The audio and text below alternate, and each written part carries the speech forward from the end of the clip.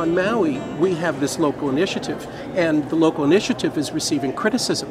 Do you think that perhaps some of that criticism is manufactured and people are paid to criticize the movement? Oh, absolutely. The industry will pay people. They'll have people come to talks, for example. They'll probably have somebody here tonight.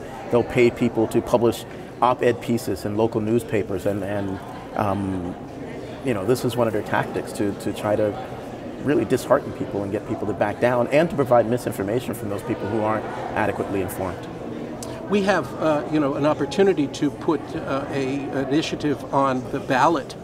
The companies are at the same time lobbying to take away our right to do that.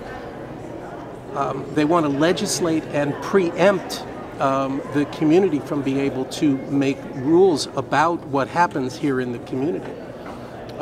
Have you seen that happen elsewhere and in other ways? That doesn't surprise me. I mean, I've been, for example, where I've testified in Minnesota, where the company will pay busloads of people to come in and sit in on the legislative hearings to influence the local Congress people, to make them think that most people don't want a safer environment, for example, to make them think that people really want to use chemicals that they know are harming the environment and harming themselves and their families. So do you think people in this community would do well to be skeptical of people that are promoting the GMOs and criticizing the alternatives? I think you have to look at the source. And I think if you know somebody has a financial interest, a conflict of interest, then I think you have to question them more critically.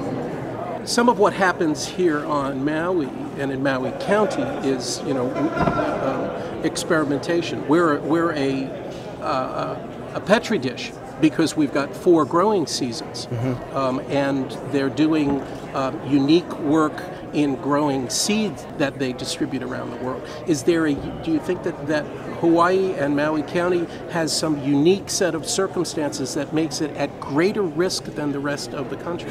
I think Hawaii is at greater risk for a number of reasons. One is these are new pesticides, new GMOs. These are things that have not been tested, that are being released into the environment for the first time. It's being released in a place that you can do it, I understand, 4 times per year, so you're getting hit harder that way.